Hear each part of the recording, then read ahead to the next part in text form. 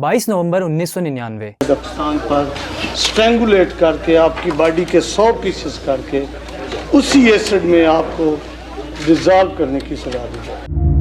लाहौर में डेली जंग के दफ्तर के बाहर एक पार्सल मौसूल हुआ। उस वक्त के chief crime reporter Jameel Chishti साहब को ये पार्सल दिया गया। जब उन्होंने ये पार्सल खोला तो अंदर से कुछ मासूम बच्चों की तस्वीरें और एक खत निकला, और उस खत पे लिखा था, आज मेरा 100 बच्चों को कत्ल करने का मकसद पूरा हुआ। इस पार्सल के साथ 32 सफ़ों की एक डायरी भी शामिल थी और उस पर लिखा था, मेरा मुकम्मल इतराफ़ बयान। डायरी खोली तो अंदर लिखा, आप मेरे मकान जाओ, वहाँ आपको सारे सबूत मिल जाएंगे, और जब आपको मालूम हुआ कि मैंने क्या किया है तो पूरी दुनिया हिल जाएगी। और नीचे एड्रेस लिखा था, 16D Ravi road. Crime reporter Jameel Chishti बिना वक्त ज़ाया किए उसके घर पहुंचे, लेकिन दरवाजे पर ताला था तो उन्होंने दीवार फैलाकर अंदर जाने का फैसला किया। अंदर का मंजर देखकर उनके खुद के होश उड़ गए। उन्होंने देखा अंदर 85 बच्चों के जूते और बच्चों के कपड़ों की बोरियां, और एक दूसरे कमरे में एसिड के कुछ ड्रम्स पड़े हुए थे जिनमें से अजीब स्मेल आ रही थी। मैंने जब ड्रम खोला तो आप सोच भी नहीं सकते मेरी क्या हालत हुई। उसमें लोथड़े थे और एसिड से मेरे हाथ जल गए, और उसको वो सब कुछ वहाँ मौजूद था।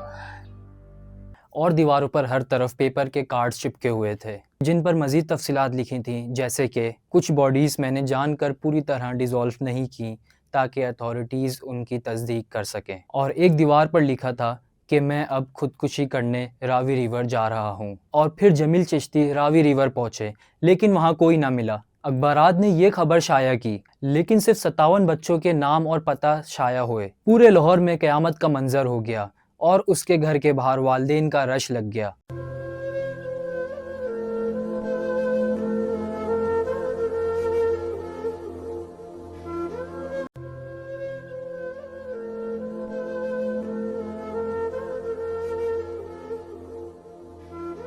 उन्नीस दिसंबर 1999 जावेद इकबाल खुद चलकर डेली जंग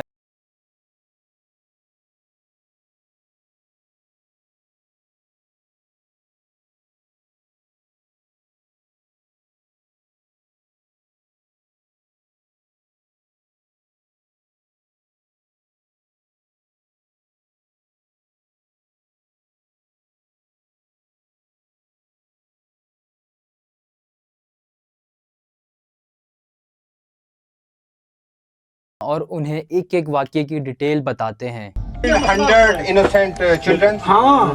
You are directly responsible for that. Why? उसके लिए This is very sad. आपको ये नहीं करना चाहिए। ये बात नहीं है। आपने 200 बच्चे क्यों नहीं कत्ल किए? 100 क्यों? इंतकामन कर रहे थे ना, बिल्कुल इंतकामन कर रहे थे। मेरे पास आज भी इतने पैसे थे कि मैं ये सिलसिला जारी रख सकता था।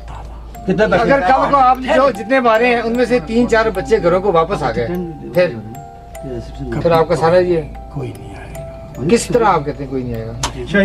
किस तरह कहते हैं? ऑफिस में मौजूद लोग पुलिस को इन्फॉर्म करते हैं और कुछ ही मिनट में पुलिस चारों तरफ से उस बिल्डिंग को घेर लेती है। पुलिस की इंटेरोगेशन के वक्त जावेद इकबाल ने बताया कि वो पुलिस सिस्टम की लापरवाही और नाइंसाफ़ी का शिकार था। जावेद इकबाल एक अमीर घराने की छठी औलाद थी, 4 बहनें और 5 भाई। उसके वालिदैन के मुताबिक वो एक बहुत ज़हीन और चालाक इंसान था। वक्त के साथ साथ वो अपनी फैमिली के लिए परेशानी भी खड़ी करने लगा और अक्सर रात में वो सबको जगाकर एक ही लाइन में खड़ा होने को कहता। जावेद के भाई के मुताबिक वो अपने मन की हर चीज़ लेकर ही रहता, और अगर उसका बाप मना करता तो वो उस पर भी तशद्दुद शुरू कर देता। इस्लामिया कॉलेज से पास आउट होने के बाद जावेद इकबाल के बाप ने उसे एक लोहे का कारोबार शुरू करके दिया, और वो मोस्टली वहाँ बच्चों को हायर करता क्योंकि उन्हें तनख्वाह कम देनी पड़ती। लेकिन इस हायरिंग के पीछे एक और बात छुपी हुई थी। जावेद इकबाल असल में बच्चों के साथ सेक्सुअली अट्रैक्ट होता था। उसके बावजूद जावेद इकबाल की 2 शादियाँ हुई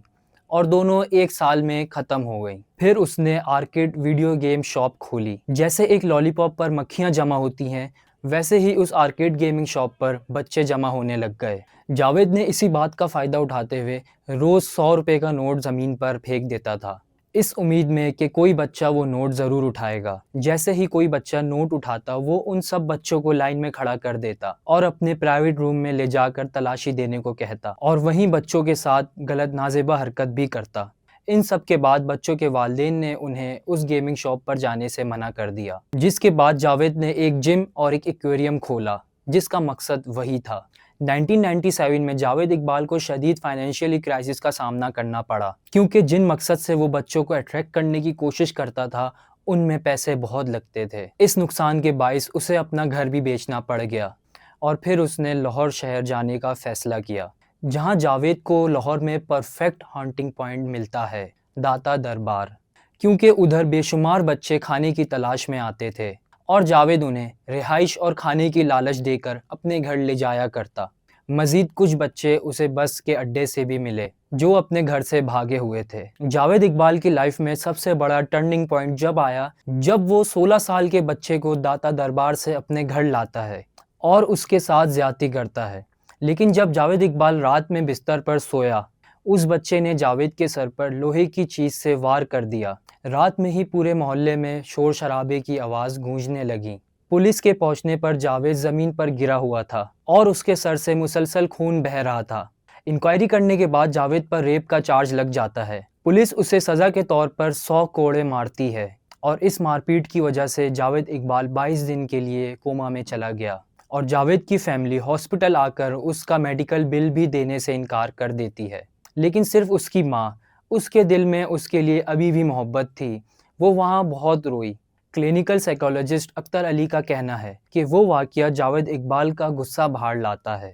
جاوید نے یہ کبھی نہیں سوچا تھا کہ وائلیشن اور ایگریشن اس کے خلاف بھی ہو سکتا ہے، اور پھر جاوید نے ریونج لینے کی تھام لی۔ اس نے کہا کہ مجھے اتنا مارا گیا اور میرا سر بھی کچل دیا گیا، مطلب اب میں 100 کوڑوں کا بدلہ 100 بچوں سے لوں گا۔ 1999 جاوید اپنے بدلے کا سلسلہ شروع کرتا ہے اور صرف 147 دن میں لاہور سے 100 بچے غائب ہو جاتے ہیں۔ بچوں کو اغوا کرنے کے بعد وہ سب سے پہلے ان کی تصویر لیتا، پھر وہ باہر انہیں اچھا سا کھانا کھلاتا اور گھر واپس لانے کے بعد ان کے ساتھ غلط حرکتیں کرتا اور آخر میں ان کے گلے میں چین باندھ کر ان کا قتل کر دیتا۔ پھر ان بچوں کی باڈیز ایسڈ ڈرمز میں ڈال کر بند کر دیتا۔ پولیس کو یہ مکمل کنفیشن پیش کرنے کے بعد ان وکٹم کی باڈی کو آئیڈینٹیفائی کیا گیا اور پورے لاہور میں صرف ماؤں کے رونے کی آوازیں گونج اٹھیں، سڑکیں خالی رہنے لگیں اور ماں باپ نے اپنے بچوں کو اسکول جانے سے بھی روک دیا۔